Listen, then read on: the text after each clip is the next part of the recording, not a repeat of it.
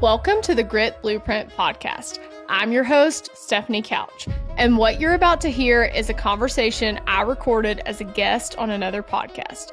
We're sharing it here to bring you a fresh perspective on building, leading, and simply navigating the real-world grit it takes you to move forward. Whether you're running a business, building a career, or figuring out what's next, I hope this episode gives you something new to think about and something you can use today. Let's dive in. Welcome back to Blue Collar BS. Brad, how you doing today? I am fantastic, Mr. Stephen Doyle. How is Detroit City today? You know, Detroit City, it is rocking. It's rolling. We're in a couple weeks into January already. We're looking at the playoffs with the Lions at the #1 seed. Stop. I mean, I'm aware. I know you're aware. I'm waiting for the big disappointment. That's what I'm. Oh, come on. You're a lifelong fan. I'm not necessarily a lifelong fan, but yeah, you can't help but get involved in. Have you been disappointed your entire life, Steve? Probably. Well, I haven't been a Lions fan my entire life, so no. Exactly. So there you go. So we got that happening. So Brad, who do we have on the show today? On our show today, we have the amazing Stefanie Couch, born into a family lumber business. When I met her, she's telling me her origin story, what's all going on. I'm like, wow, she is the real deal in the construction world. She led a startup division of a Fortune 500 company, 10 years regional sales.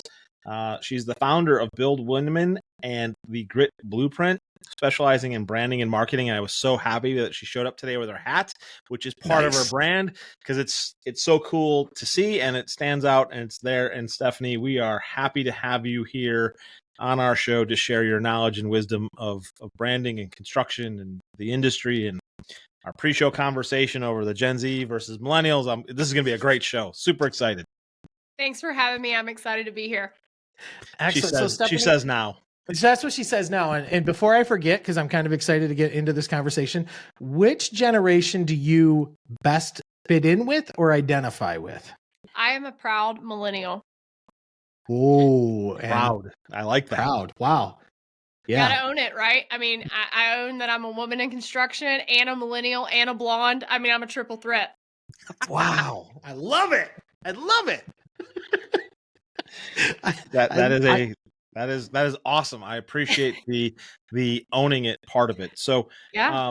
As a proud millennial and being in the construction industry for as long as you have been and grew up with it, what have you seen of your generation change to become the generation of choice for the industry, so to speak? It is interesting. When I first started at my corporate job, I was 25, and I was pretty much the youngest person in my division, in my office. It was an Atlanta division of a really large company with around 6,000 employees. And I was the youngest one. And so I really liked that I was the youngest one because everyone else was old. And now I'm no longer that ever.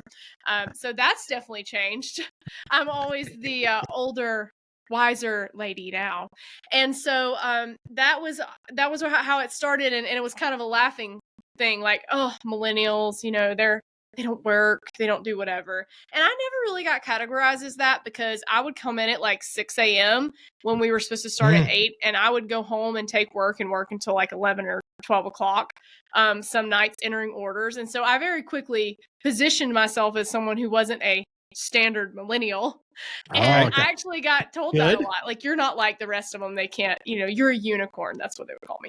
They call you, that's a Gen Xer is really what that is. Exactly. That's what they meant by that. Is like, hey, you're really, I know you're 1987, but you're really not. You're really like 1980.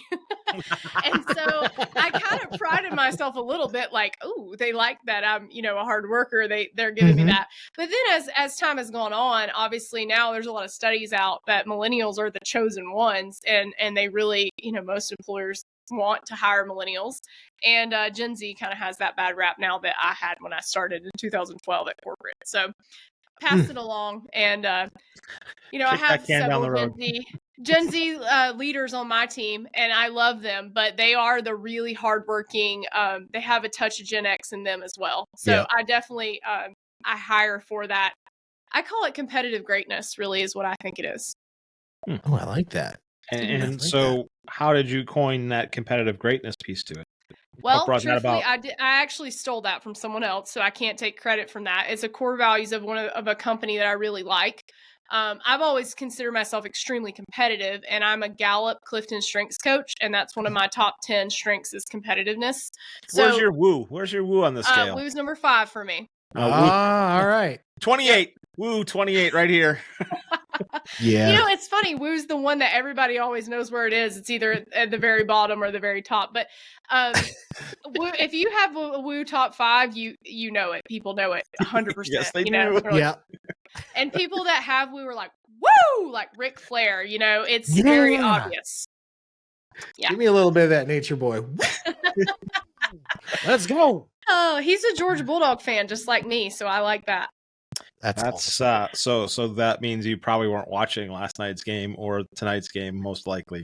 I wasn't. I was working last night. I don't have time to watch non-Georgia football games. I probably will watch tonight though, seriously, because I want to see what happens. So are you then rooting for Ohio State or Texas, being a Georgia fan? I'm gonna be a Hook'em Horns girl tonight. Yeah. Ah, Yeah. Yeah. Mainly because I lived in Texas for 2 years. So, I before Texas was in the SEC, I had no reason to dislike them. Now you do. Now I we do, but still don't like Ohio State more. Okay. Perfect. But back to the competitive greatness, Right. I basically went to that word because I have a real strong need to always continue to rise my standards. And a lot of people have told me, like, your standards are too high.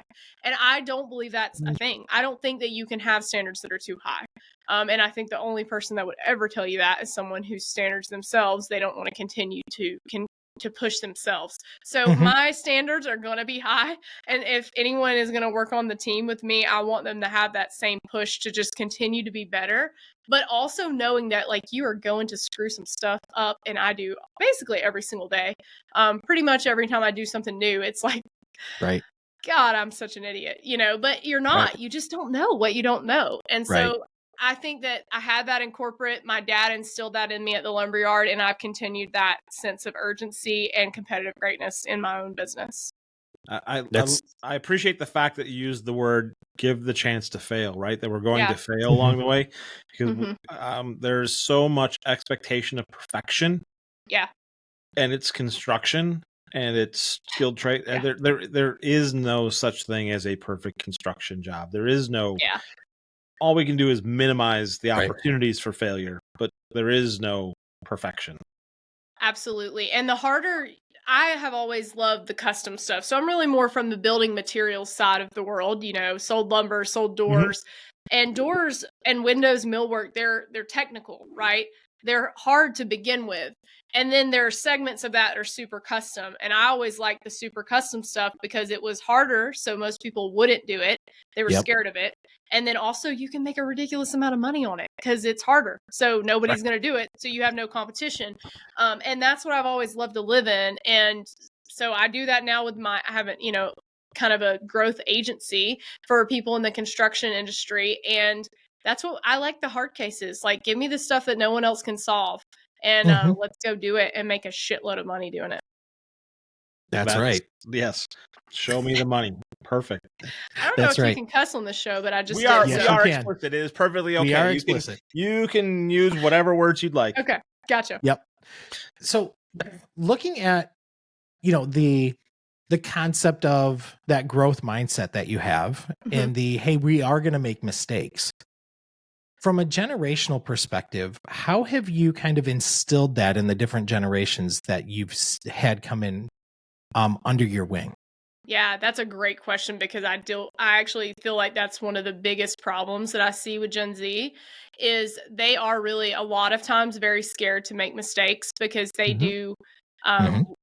They are so used to being risk adverse in a lot of ways. Right. And I don't know I'm not sure if it's the comparisоnism that comes from social media and everything's lived out loud. So like now if you fall, everyone sees it because you probably fell on someone's camera, you know? There's no like just behind the scenes. Really, we film the behind the scenes. Like, that's probably the most interesting part, right? So it's and I tell people that in branding, like, film the stuff that you're doing that seems boring, because people love that stuff. So I think it's really, there's three things in business that I think make the most excellent team members, business owners, whatever you're doing. And the number one thing is curiosity. So it's, if you don't know, you want to know. And you want to know why, you want to know how, you want to know, what if we did this little thing different? So it's just generally curiosity. And the second thing is resilience, right? So it's knowing that you are going to screw up. When you start asking questions when you're curious, then you're going to screw up. So then you're going to need that resilience to be told no, or to be failing and continue to go. And the third thing that I think is really important is owning who you are and doing it the way that you can do it. So that goes back to that strengths thing, right? Is knowing that if you are not a strategic thinker person, you're an influencing person, that you're not going to need to do the spreadsheet thing like everybody else is doing it. Do it your way. Use that woo you got.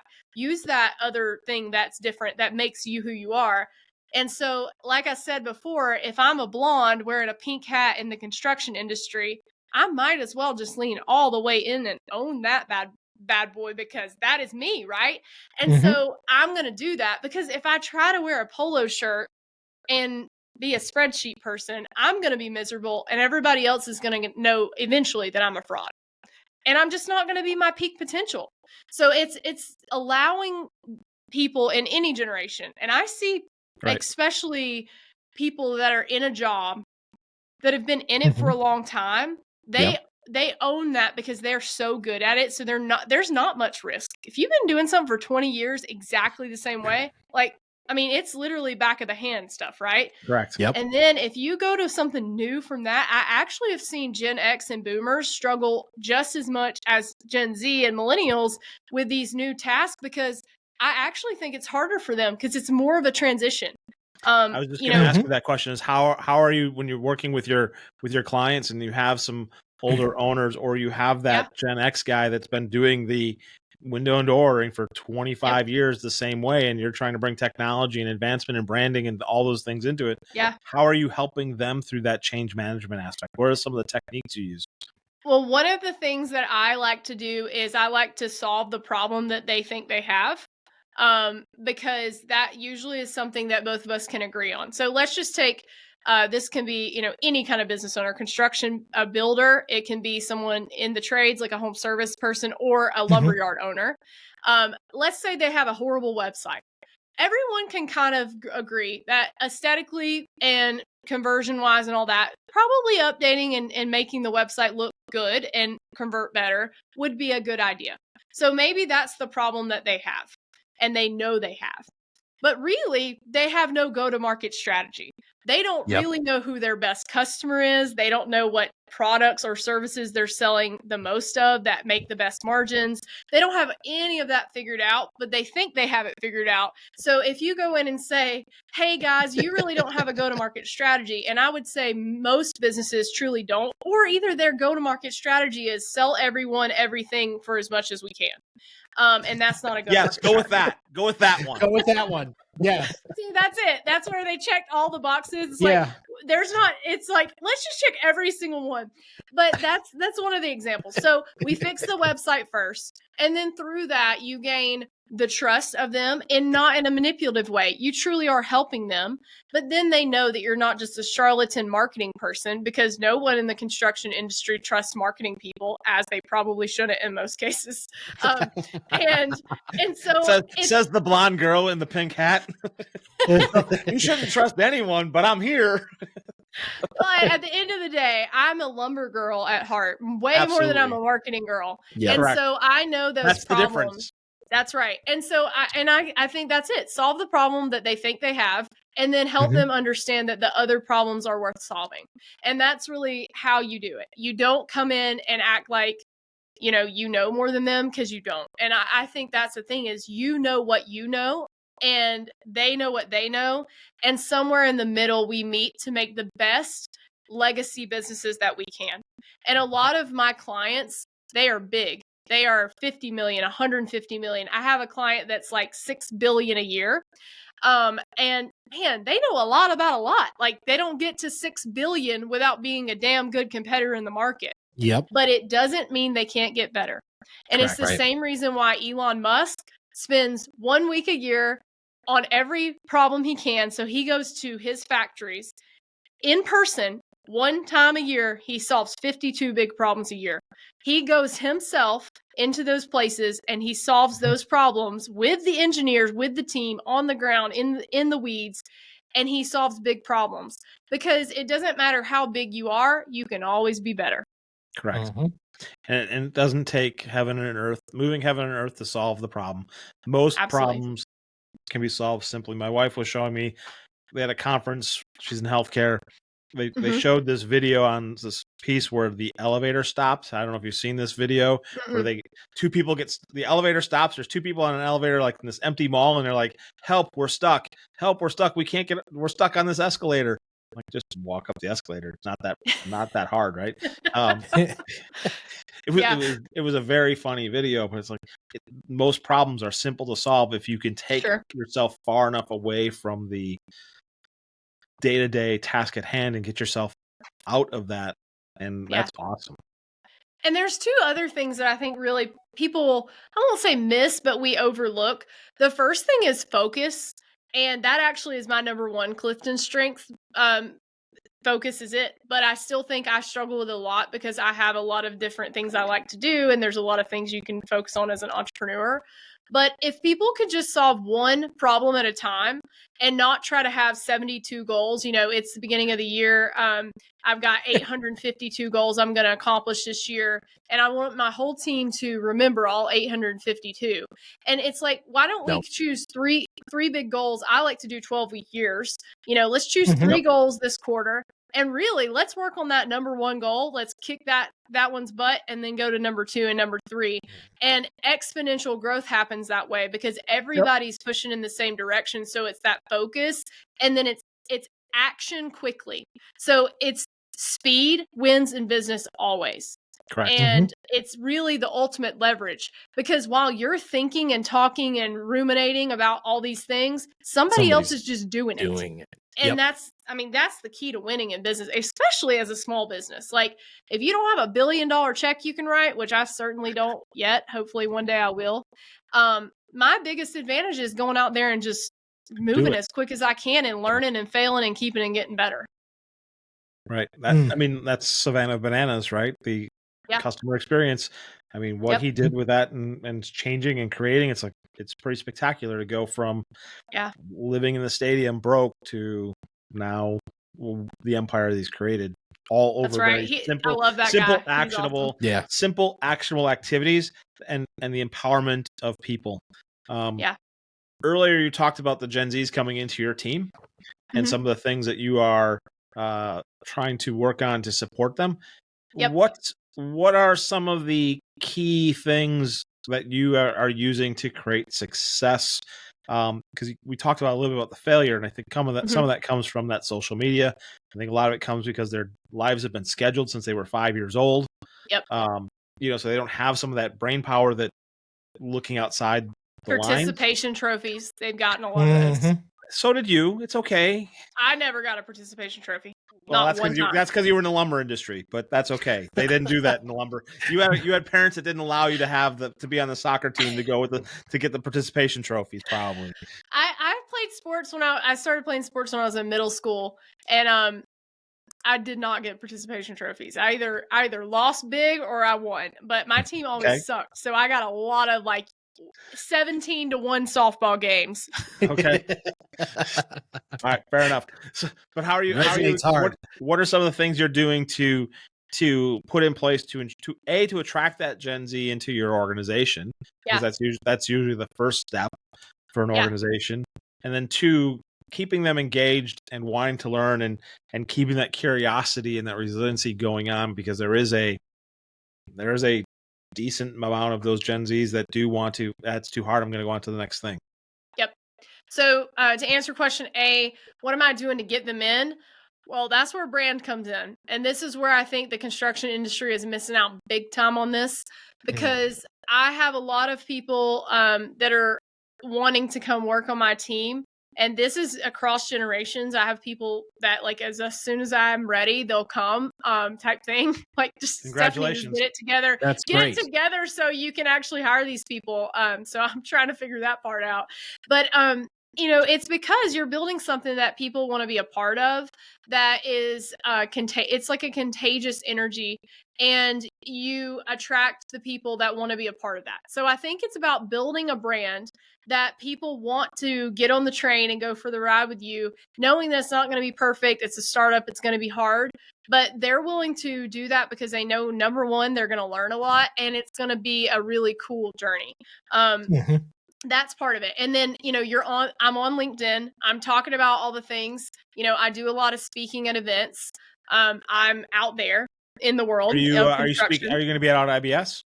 I'm not speaking at a education, but I'm actually going to be speaking at the Plastro booth on AI Tuesday and Wednesday at 1 p.m. Pacific Standard Time at the Plastro booth. So nice. That'll be cool. Come see me there. And I'll be out and about. You know, you can see me wear my pink hat. You'll find me. But I'll be wearing a pink hat. Who knows what color? It'll be hot pink one day, medium pink the next day, maybe even throw some light pink in there to mix it up a little bit. Yep. So I will be doing that. But yeah, so going around events like that and talking to people, it helps for sure. A lot of my team members have come from that type of thing, or LinkedIn. And then the other thing, to answer your second question, is I ask a lot of questions and manage expectations up front about what it's going to be like. You know, hey, this is going to change maybe every single day. This is startup. If you need a routine that is like 100% for sure, this is what you're going to be doing every day from 8 to 5, not the fit. It's not a fit for you. If you are going to want to work from, 8 to 5 and never have to work extra, or never have to work weird hours sometimes to go to events or something like that, not for you. If you don't want to be the absolute best and continue to learn and get better, not for you. And that's okay. Like, there are roles that I've been in before where it's like, it just wasn't the right fit. I got fired from a job 5 months in, and right before I started this business, it just wasn't the culture for me. And I really hated the job.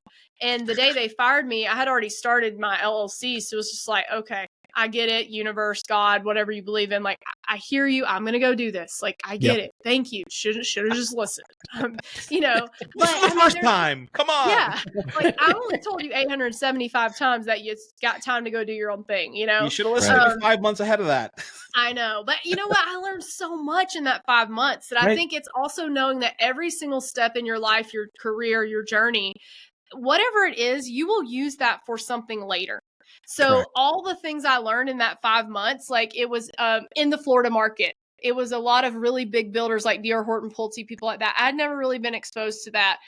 Florida is a whole different universe with the way they actually construct things, block construction, all this hurricane stuff. I learned so much about that now I got what I needed for 5 months, and I was good. So I can use that in the rest of my life in my job now, in my career. So it's really cool how life works. So I would say to any person in any generation, don't look at something as a linear journey, and don't look at it as like, oh, how am I going to use this, or why is this happening to me? Because you may not know right now, but eventually somewhere that plug will plug into the puzzle piece. And then you'll be like, oh man, like, how cool is that thing I did 10 years ago that I thought was a pain in the butt is now what I'm making money on today in my real job. God definitely has a sense of humor. I can just tell you that. Right. Don't disagree. That's funny. One of the questions that I'm curious, as we're talking here, is with more, let's say you definitely have this charismatic approach to you. Thank you. And from attracting, that's the woo. Woo! That is the woo. I mean, yeah, we'll get into that. All right. That is the woo. How do you help those that, they kind of, and I'm going to pick on the Gen X and the boomers, right? Sure. That they know they need your help, but they're kind of like, I don't know. Yeah. How do you help people recognize and realize, hey, yes, we as millennials, as Gen Zs, we can do the shit because we know the shit. Mm-hmm. That's a great question. I think it's not trying to belittle anyone in any generation for what they don't know, and trying to show them in a way that they understand and can appreciate so that it builds trust. Mhm. And that takes time. And I think one of the things that millennials are known for, but especially me, because I have this thing called activator, which means I'm wildly impatient. So I'm like, you heard this 3 times. What are you waiting on? What don't you fucking understand? Yeah, I mean, like, I don't get it, you know. But at the end of the day, again, to reel it back is like some of these people have giant businesses. And so if you tell someone that has $150 million a year business, well, I can increase your business by doing all of this stuff. They're like, well, number one, what's that going to cost? So they're always looking at that, hopefully. Yep. And then also it's like, but then what do I get? Because how much more work is that going to be for that person? Sometimes it's almost none, right? But like I have an operations background as well. So if I tell you, like, I can help you sell 2,000 more doors a day, and they're like, ooh, that sounds cool. Like that could be $40 million more of revenue every year, you know, at the same margins. That's amazing. But then the part I didn't tell you is, oh, and we're going to have to buy a new building and 13 new trucks and 4 new forklifts, and also hire 100 new people and buy $5 million of the machinery. And it's going to also take 5 years to get there. Yep. Then it's a whole different story, right? And that's the true story. Oh, and there's always what a marketing person or what any person that's selling something wants to show you: the pretty side, the vacation, the on the beach, smelling the sand, drinking the Mai Tai. But really what it is a 15-hour flight in the back seat of the plane by the bathroom, where you're sitting with a guy with his shoes off. And so that's real life, right? And so it's a balance of showing them, like, I understand what real life is. And I also understand, like, if you don't want to do this because you're cool at 100 million, good. Like, congratulations, you are amazing. Or 5 million, or you don't have to be at 100 million. I keep using these big numbers, but it is amazing to build a $500,000 remodeling business and you're making 30-40% margin and you're feeding your family and you have a great life. Like, if that's what you want, amazing. Keep doing that. Right. And if you want to grow 10% a year or whatever to keep up with inflation, then that's great. But if you're hungry and you are like unquenchable, which is what I like to talk about with myself, like I am unquenchable, and I was born that way, and I don't know why, but I'm never going to turn that off. Yeah, exactly. He's in the business with me. He has to live with this every day and be married to it.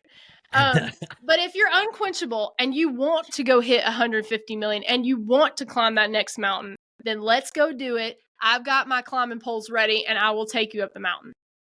That's spectacular.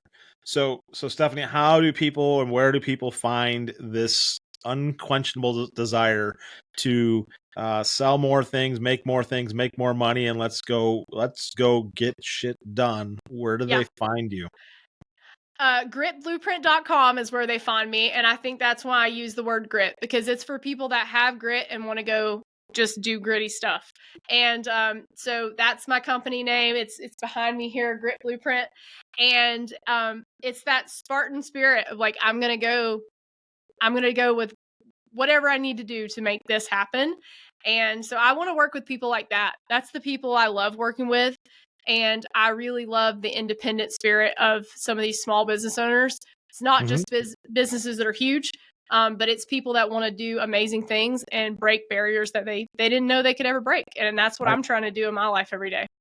That is spectacular. Your energy is infectious and contagious, and we are blessed to have you here as a guest today. Thank you. Safe travels. Enjoy the snow with the puppy later on today. Yes, and, I'm excited. And we appreciate you being here, Stefanie. Thank you so much. Thank you for having me. That's it for this episode of the Grit Blueprint podcast. For more tools, training, and industry content, make sure to subscribe here and follow me on LinkedIn and other social media platforms. To find out more about how Grit Blueprint can help you grow your business, check us out at our website, gritblueprint.com.